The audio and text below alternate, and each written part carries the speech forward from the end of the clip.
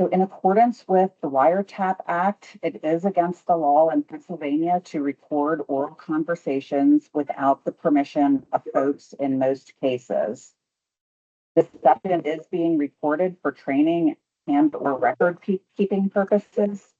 And by participating in the session, you are consenting to the recording, retention, and use of this session. So at any time, if you have any questions or comments, feel free to place that in the chat and we will respond to you as soon as possible.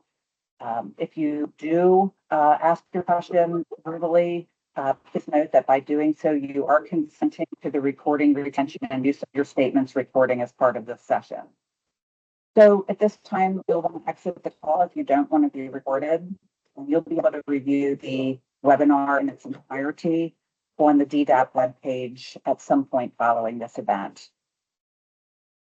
And the use of artificial intelligence software or features that record, transcribe, or analyze this webinar is also strictly prohibited. So if your device has an AI program or function enabled, please disable it now.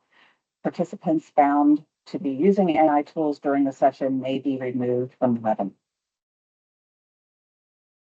Okay, let's get started.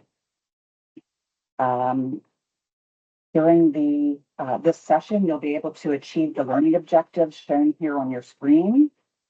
So I'll give you a moment to review them.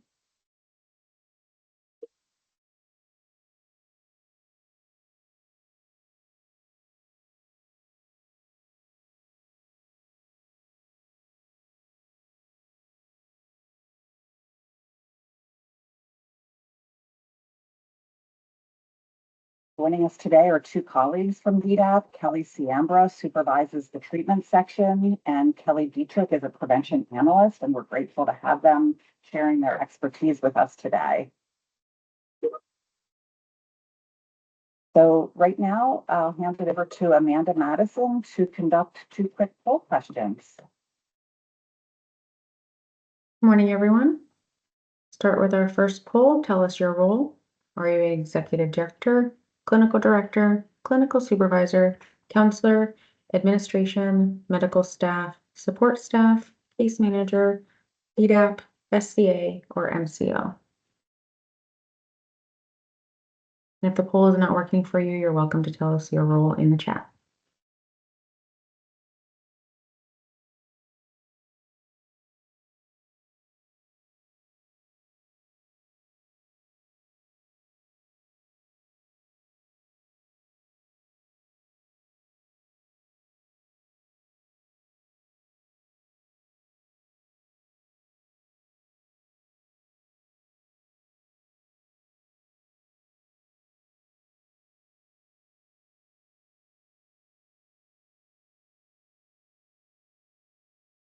Hundred and two responses and maybe some chat responses. So thank you very much.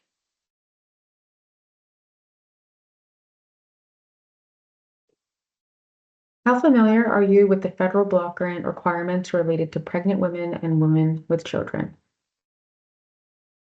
Extremely familiar, moderately familiar, slightly familiar, not at all familiar.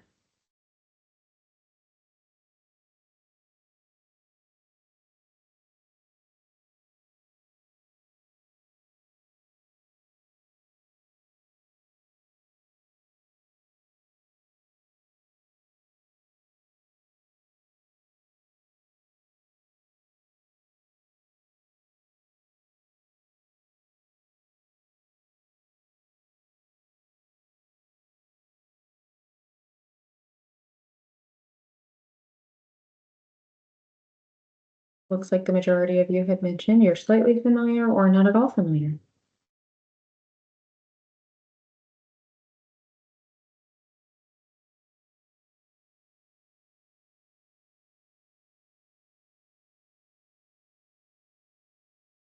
Thanks, Amanda. And again, if you were not able to participate in the poll, sometimes we get a little glitch.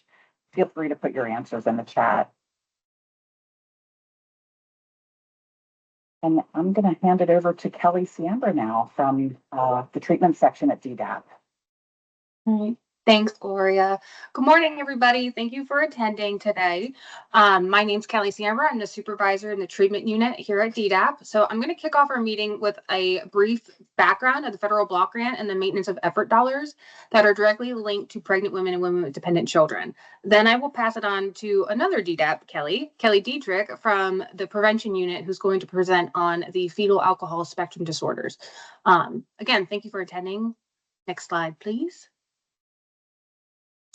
All right, so since we have a bit of a mixed group attending, I wanted to make sure to provide a little bit of a background. So for those of you who aren't familiar, the federal block grant is a funding stream that ultimately guides a lot of the practices related to substance use treatment and prevention. The current name for the federal block grant is the Substance Use Prevention, Treatment, and Recovery Block Grant. Since we love our acronyms around here, you'll also hear it known as SUPTers.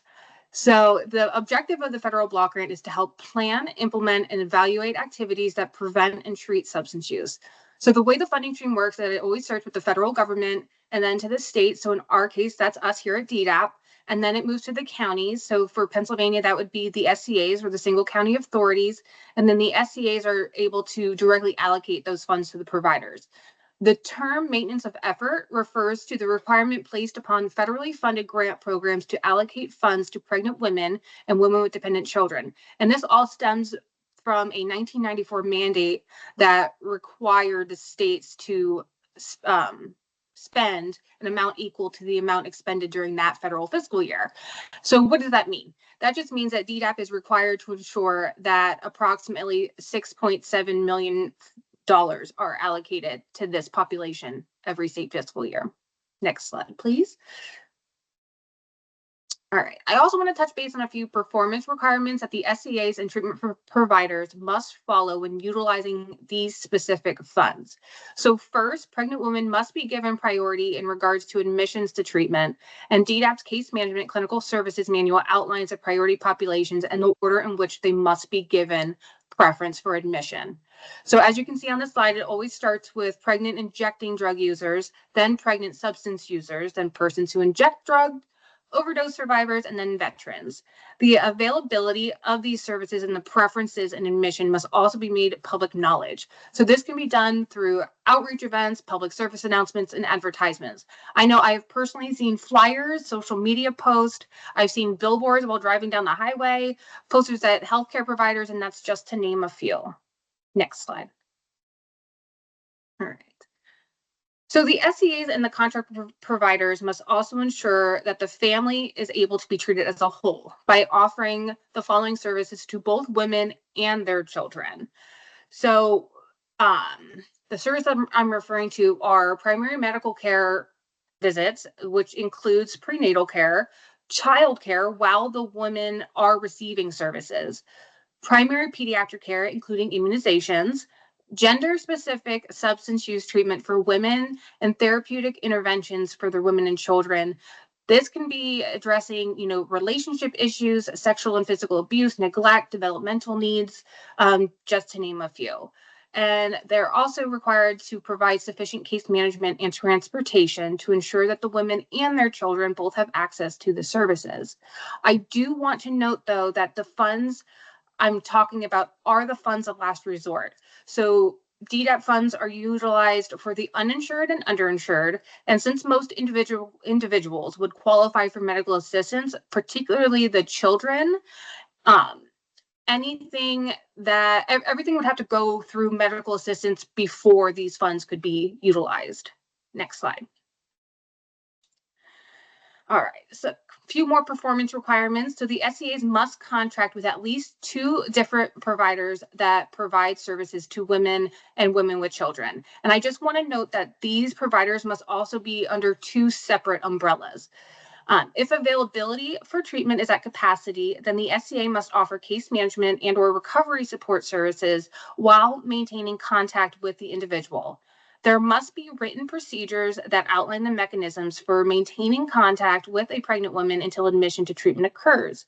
And the tracking of these individuals must occur regardless of whether or not they agree to these interim services.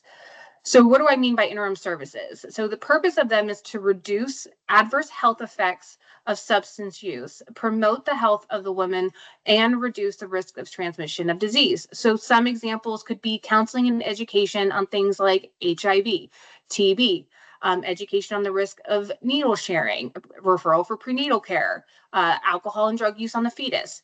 So that's just a couple examples in regards to interim services. But lastly, the SEA must also maintain a resource list that clearly identifies by physical address, phone number, and website link for each of the services they offer. Next slide. This slide is basically just in short, like letting you know that DDAP does have provisions for all narcotic treatment programs that are at capacity, but may need to admit a pregnant woman. They would have to put an exception request, and that contact information is on the slide. Next slide, please. All right, the big question here, I'm sure everybody's wondering, how can we spend these dollars? So here are some potential spending options for the maintenance of effort dollars. So funds can be spent on treatment, case management, emergency housing, with the limitation that it's only 30 days per individual per state fiscal year. Funds can also be spent on education, training, workforce development, transportation. So an example of that could be, bus passes, and childcare, like I said, but only when the individual is receiving services.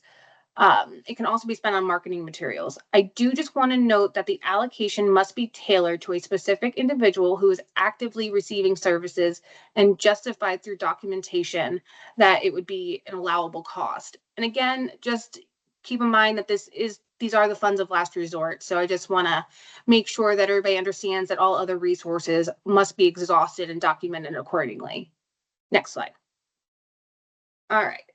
So this is where me and my team really came into play with the maintenance of effort dollars. So recently in our case management clinical services manual, we updated where any SEA who is unable to spend down these dollars through their state fiscal year would then begin establishing a women and children's outreach plan. And that's when the SEA will work directly with DDAP staff in the treatment unit, AKA me, and begin to build upon their outreach efforts. So the women and children's outreach plans were really established to increase community engagement and build a larger network to reach this population. The process begins by establishing an outreach and referral team at the SEA who will be designated to basically oversee this process.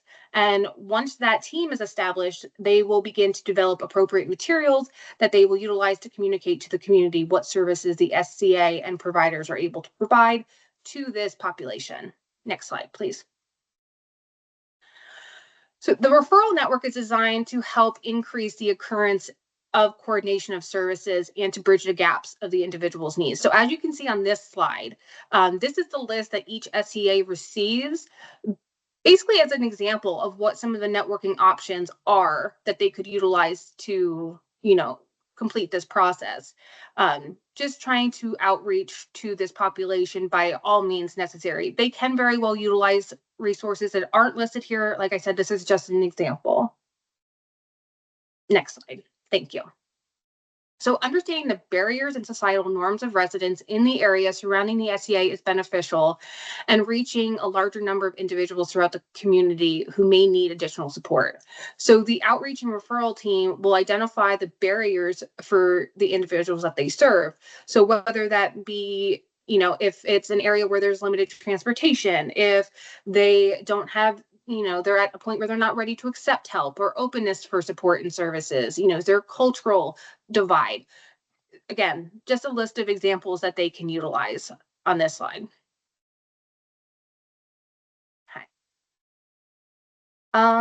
Becoming familiar with the programs and the facilities on the established networking list will help to reduce barriers and work on understanding the next steps for the individuals being served. So at this point, we've already established who our network is going to be. We have identified some of our barriers, but now we need to learn about the actual programs. So this is where the SEAs are encouraged to really dig deeper into the general structure of some of those facilities, trying to navigate through like the funding and insurance structures. What does the availability of services look like? What does access look like to these services? And then that's it. Next slide, please. Sorry. Okay, so the outreach efforts should encompass efforts that will facilitate connections to support and services to the individuals as early as possible. So the outreach and referral team will now begin to establish what that looks like. So this is when they're going to start figuring out if they're going to do formal presentations, or they're just, are they going to do community events like tabling events, and they're going to hand out pamphlets and brochures. What kind of educational materials that they're going to utilize. Next slide. All right, so they are required to do tracking of their efforts. So the outreach team will maintain a tracking system that will be sent to DDAP every 60 days for approximately 1 year. This tracking system will become a working document of their efforts of the outreach team, This does get evaluated, and we do have discussions along the way, but the elements that should be included on the tracking system are outlined on this slide. So just for an example, if an SEA were to conduct an outreach with a hospital, we would also want to know what department of that hospital, because perhaps, we all know that there's different departments in a hospital system. So maybe we can navigate, do they talk to the maternity ward and the emergency department? Just trying to help open up that frame of thinking. Next slide, please. All right, and that's it for me. As you can see on the slide, this is my contact information. If you have any questions, feel free to reach out. I will be happy to do my best to answer them. And I'm now gonna pass the mic over to Kelly Dietrich. Thank you. Thank you, Kelly. So I am Kelly Dietrich. I work in the prevention section of DDAP, and today I'm going to be going over fetal alcohol spectrum disorders and your role in treatment for FASDs. So we can go, and then you can go, oh, there's a poll. Sorry about that. Which of the following is true about FASD? A, it could be completely cured with early intervention. B, it only affects cognitive development. C, it is a lifelong condition. D, it is only diagnosed in infants.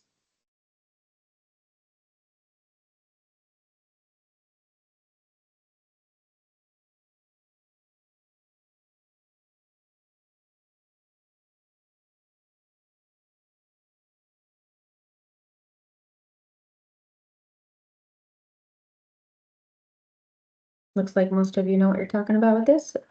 C, it is a lifelong condition.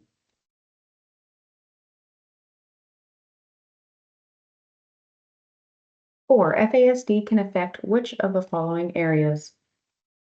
A, learning and memory. B, impulse control. C, social skills. D, all of the above.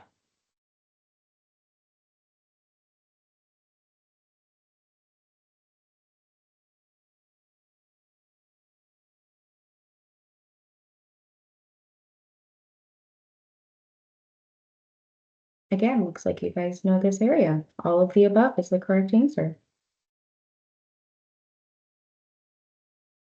So we are moving on into the misinformation profile for FASDs. I am not in this presentation going to get too much into the specifics of the diagnoses because as you all showed, you are pretty familiar with FASDs. But because we work in this field, we have a better idea of what FASDs are. The misinformation profile that you can find online about FASDs is large. And for those who are pregnant, they can find sources that say that they are allowed to drink from everywhere from Cosmopolitan, which some may look at that and say, well, that's not a reputable source for me to use to make this decision. But there's also this title from Harvard Health Publishing, and some may look at it and say, Harvard, that's good enough for me. It's really a tale or a testament to bias confirmation and being able to find sources for what you want. And that is how we have to look at consuming alcohol during pregnancy when we're talking to individuals, not thinking of them as doing something purposefully or understanding the risk that consuming alcohol takes, in addition to the other factors such as substance use disorders that may be impacting use during pregnancy. You can go to the next slide. So when you're talking to individuals who are pregnant, in order to create a safe space for them, it's really important that you word your questions in a way that makes it feel safe for them to talk and to confide in you. There are 3 questions on the screen, and they all ask the same question, but in slightly different ways, and just a slight change could make all the difference when you are talking to an individual who is pregnant, who is already dealing with a lot of hormones and a lot of emotions, and there's a lot going on, especially if you add on a topic such as substance use and alcohol consumption. So the first, you haven't had anything to drink during your pregnancy, correct? If you ask it in that way, that assumes that they haven't, and it may put them in an uncomfortable position to give you any answer other than yes. They don't, the way that you're asking it makes it seem like they shouldn't, so you're assuming that they haven't, and then it's a hard conversation to start if you would like to change your behaviors. And then, what are your current drinking habits? This is really good in the sense that it doesn't assume anything about the individual, but most people don't know that they are pregnant until quite a few weeks in, especially for those who may have been consuming alcohol before getting pregnant, not intending to get pregnant.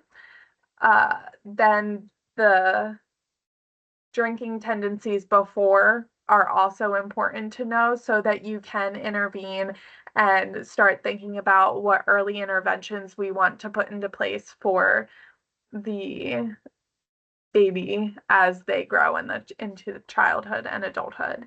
And then, how have your drinking habits changed since becoming pregnant? Is assuming that their drinking habits have changed. Again, not opening up, not very open for conversation after that. What typically is recommended is have it be a flowing conversation, not just one question. So you can start with what are your current drinking habits, and then ask what were you doing before you were pregnant, but making sure that the conversation flows and you're listening to the individual and not adding any judgment to your conversation. We can go to the next slide.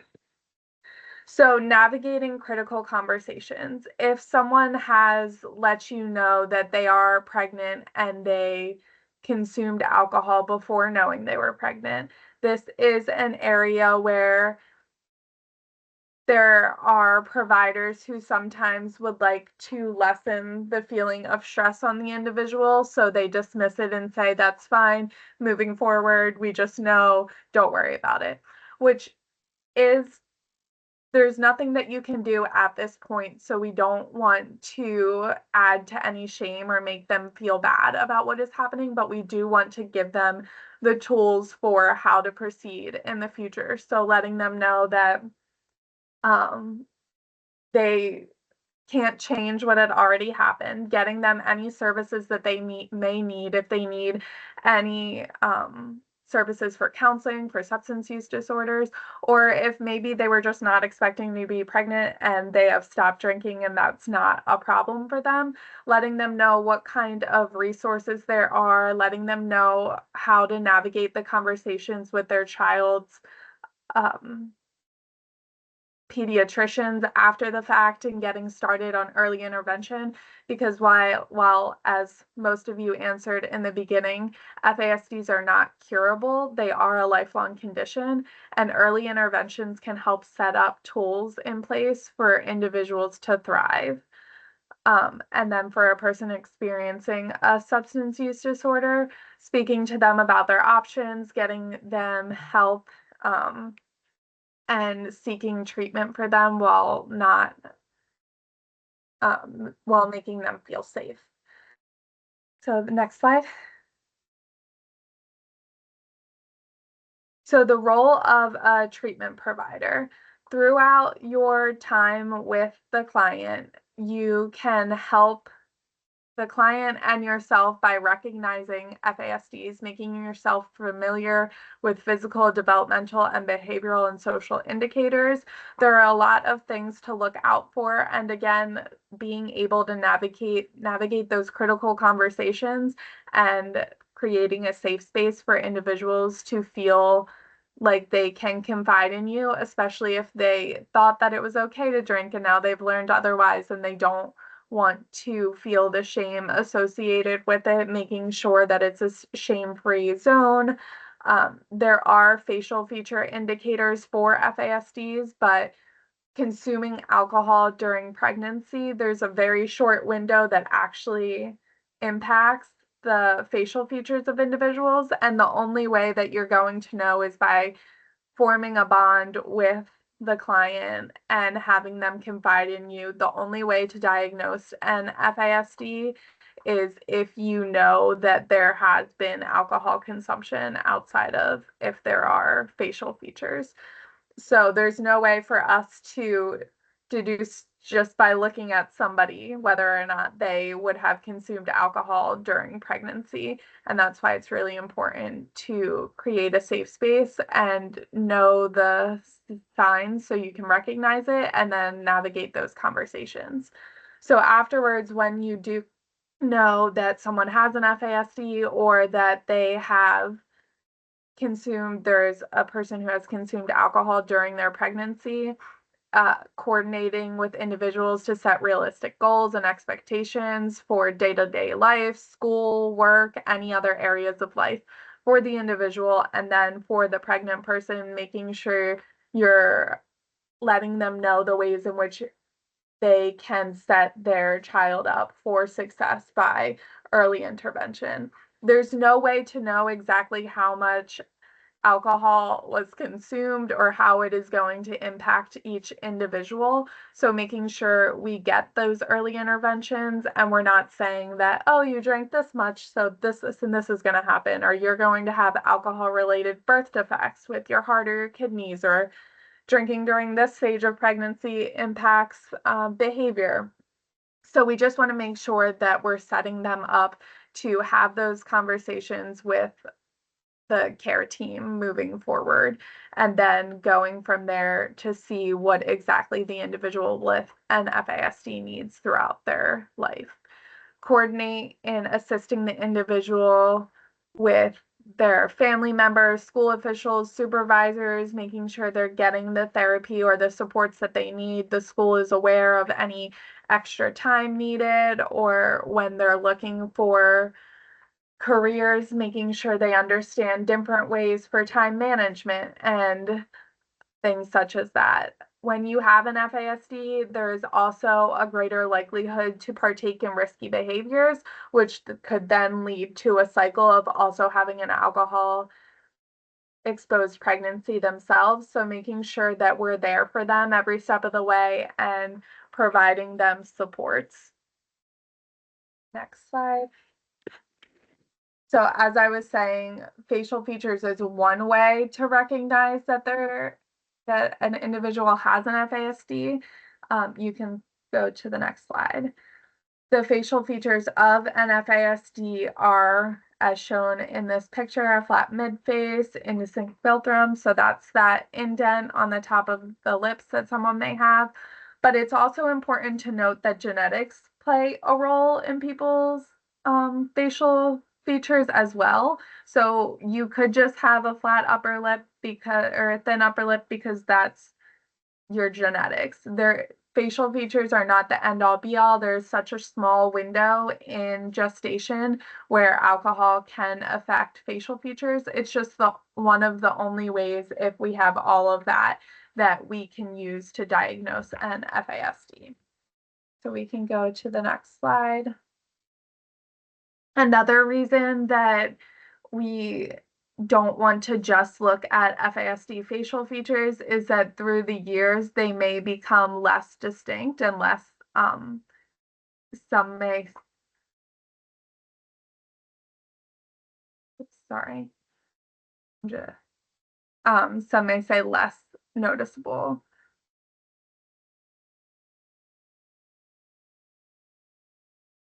So this is now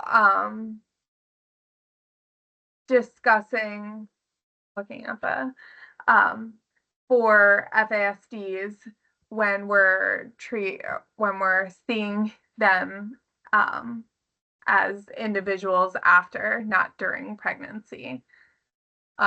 Just to understand what to look for and who to talk to. And then learning the terms, we can go to the next slide. So for fetal alcohol spectrum disorders, there are terms. Fetal alcohol syndrome is the most involved, and that includes problems in the central nervous system, birth defects, and difficulties in school. Alcohol-related neurodevelopmental disorders, or ARND, is just focused on intellectual disabilities and behavioral difficulties, and alcohol-related birth defects is physical presentation, skeletal abnormalities, kidney and heart problems, and sight and hearing problems. So for individuals who are experiencing or who do have NFASD, these are areas of their life that may be impacted. So recognizing early signs of FASDs, we have here, this is for individuals to look out for if they did have an alcohol exposed pregnancy, what signs may be showing in their child after the fact: delayed developmental milestones, difficulty understanding cause and effect or abstract concepts, impulsivity and poor judgment, attention challenges, social difficulties, inappropriate interactions, or immaturity. So after an individual has experienced an alcohol exposed pregnancy, these are things that we want to make sure they are looking out for. And the next slide. So support techniques for individuals is establishing a predictable routine, using conscious language and repeat instructions frequently, provide visual aids, step-by-step guides, allowing for extra time, breaking into manageable steps. So individuals understanding how they can support people with FASDs, both in treatment as well as for individuals who have experienced an alcohol exposed pregnancy, understanding how they can best support their child. So a person-centered approach for individuals with an FASD, their strengths, focusing on strengths of the individual to work together to integrate supports and strengths into all areas of their life, celebrate big wins and small wins, help create habits of self-praise to ensure that they are able to keep with their coping mechanisms, and support identity and self-worth, encourage individuals to trust themselves and create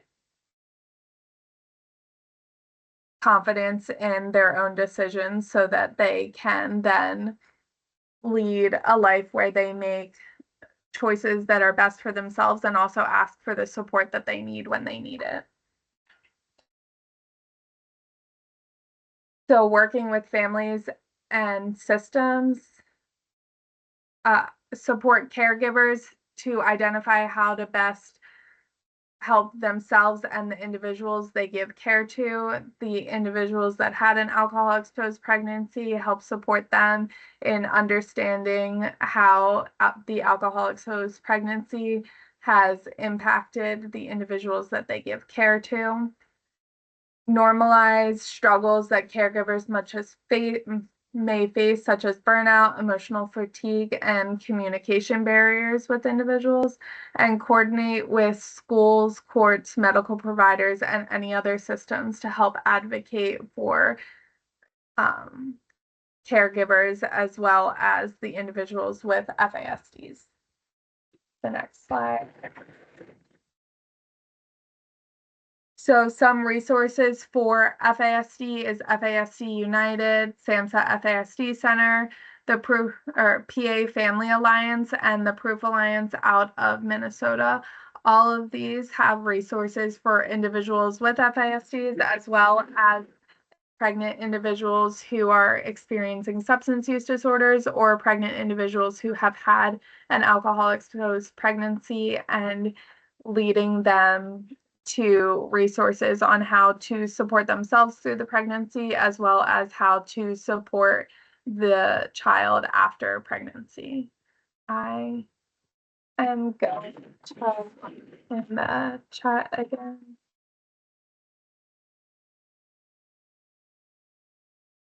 So diagnosing FASDs does go beyond the scope for counselors, but making sure that you're aware so that you can have the conversations with individuals to talk to others who can diagnose or just speak to them about their situations in life so that you can understand if they have, if they are a pregnant person who is experiencing a substance use disorder, or if they are a pregnant person who has consumed alcohol during pregnancy, helping them understand what options they have. And then if you are treating individuals for substance use disorders, helping them understand that maybe FASD is something that they can look into getting care for, or speaking to a diagnosing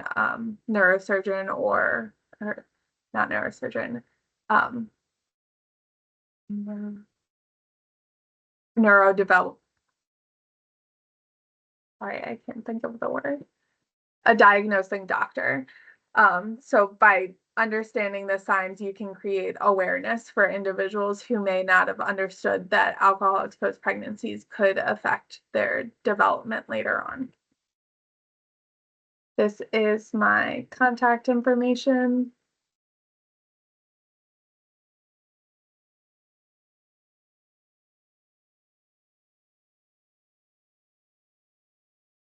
Thank you so much, Kelly and Kelly. And I think I recapped, just to put it in the chat, what Kelly was saying in terms of the goal, just to provide providers and anyone with the information for FASD, not to diagnose, but just to recognize possible signs and offer care in a person-centered manner. And I believe this September is FASD month, so that's one reason why we wanted to highlight this information for everybody, just to be aware and put another tool in the toolbox for providing support with the overall theme of women and women with children. So I want to really thank Kelly Siambra and Kelly Dietrich for that information that you both provided. And our next call is going to be October 6th at 10 o'clock. And the topic is going to be trauma-informed care. So have a great rest of your month, everybody. And we hope to see you next month. And that concludes our webinar for today. Thank you.